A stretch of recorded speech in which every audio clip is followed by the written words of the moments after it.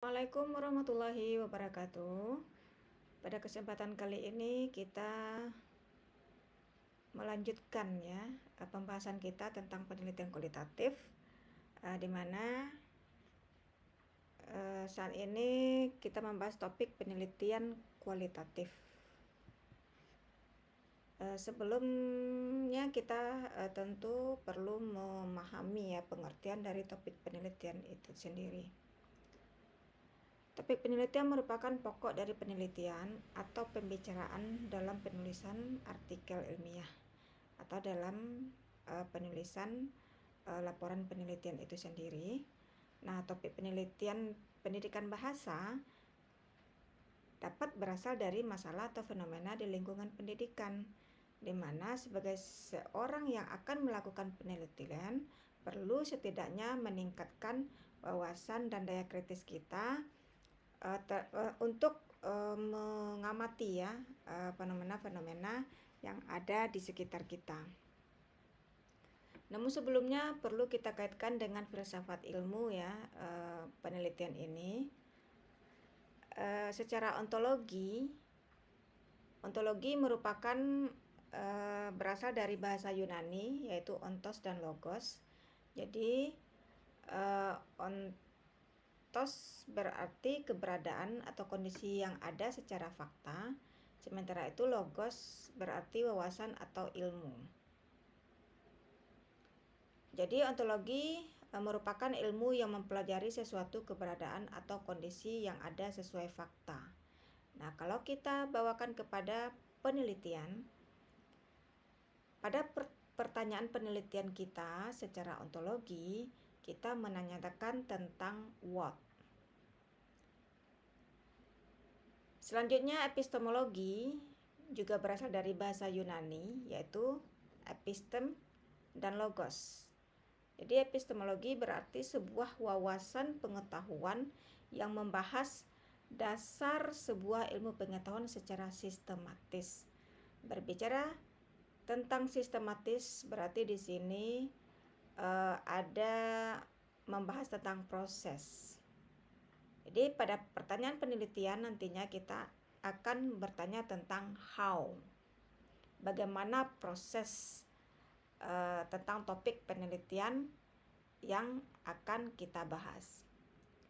Sementara itu aksiologi berasal juga dari bahasa Yunani, yaitu aksios dan logos. Aksios berarti sebuah rasa layak atau pantas dalam menerima sesuatu, dan logos berarti ilmu pengetahuan.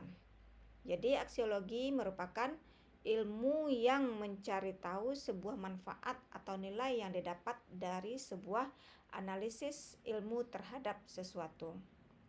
Jadi pada aksiologi, pada pertanyaan penelitian kita menanyakan tentang nilai, atau ada research questionnya why.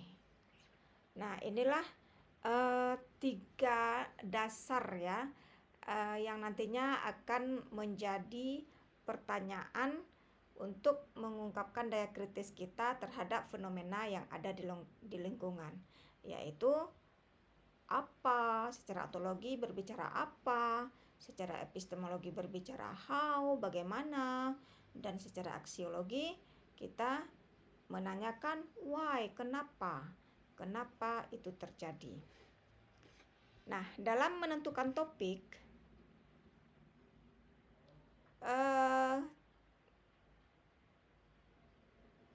kita mungkin melihat fenomena itu secara umum topiknya lebih umum.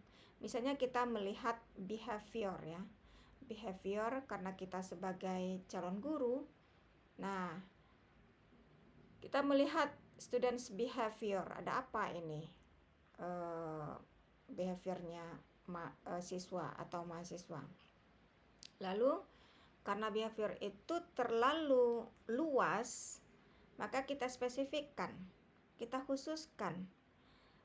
Nah, ini kalau behavior ada negatif, ada positif. Nah, ini saya mau melihat yang negatifnya nih. Behavior yang negatif, mereka ada cheating, ada terjadi penjiplakan dan segala macamnya. Lalu kita lihat teori tentang cheating. Oh, ternyata tentang cheating terlalu sedikit. Mungkin ini bukan istilah yang tepat untuk memilih istilahnya. Kita cari lagi, ternyata ada istilah yang lebih pas ya untuk melihat behavior yang ingin kita ketahui tersebut, yaitu academic dishonesty. Nah, kalau positifnya kan academic honesty ya. Nah, ada apa ini? Academic dishonesty. Sepertinya ada fenomena yang terjadi dalam proses pembelajaran atau proses penugasan ataupun proses ujian misalnya. Ada gejala-gejala bahwasanya ada tidak kejujuran yang terjadi di antara siswa. Nah, ini merupakan beberapa contoh pertanyaan yang terkait dengan filsafat ilmu tadi. Secara ontologi, bisa jadi research question yang akan muncul nantinya yaitu what type of academic dishonesty done by students. Setelah kita baca beberapa sumber referensi dan segala macamnya, kita mau melihat fakta.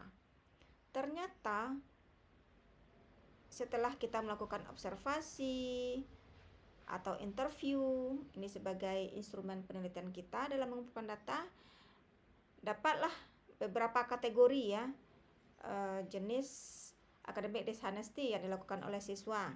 Misalnya ada cheating, plagiarism, deceptions, dan fabrications. Apa itu yang keempatnya?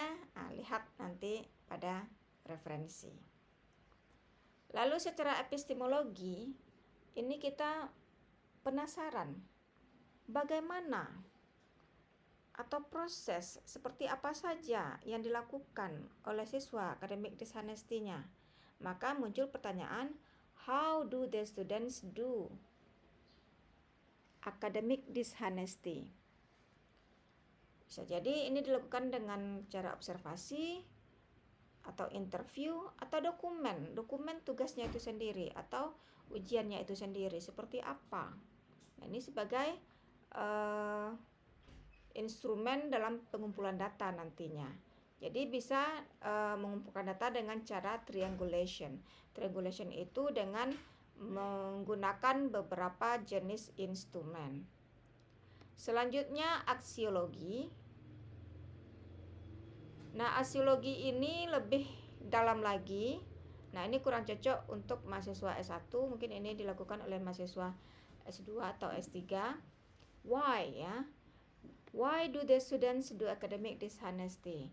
Karena ini memerlukan depth interview nantinya, dan bisa jadi kita tanyakan kenapanya itu kepada guru atau kepada siswa itu sendiri.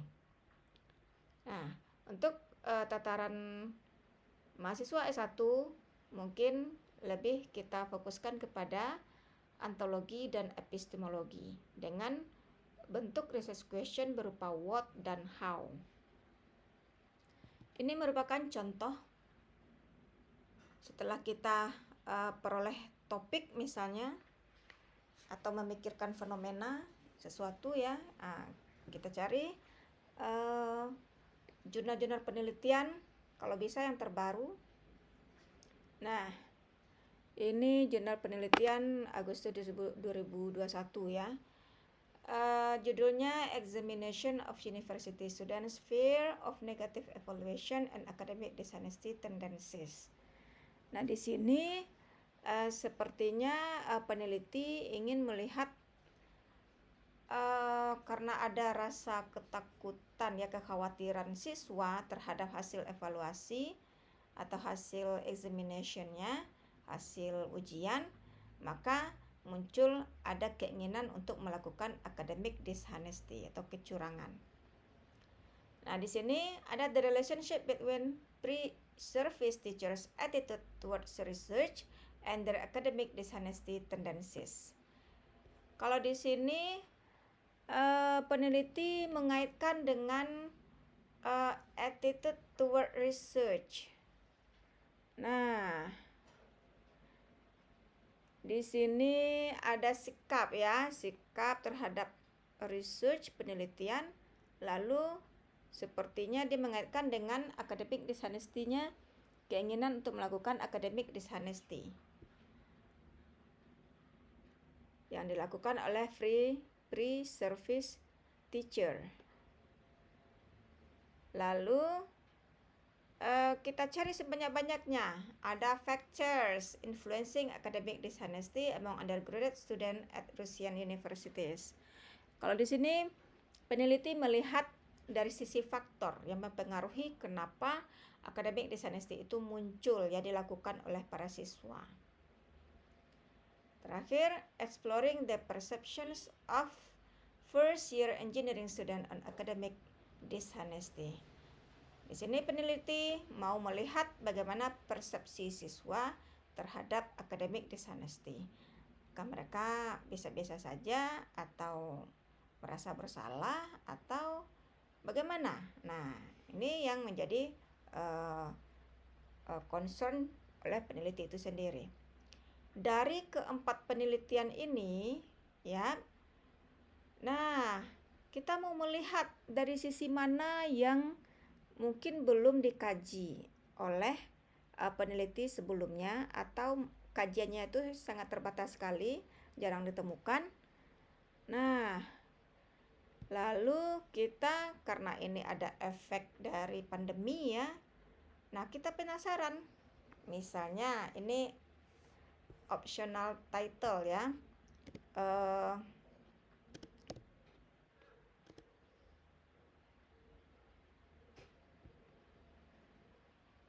ini optional title-nya, misalnya students academic dishonesty in doing online test atau online task.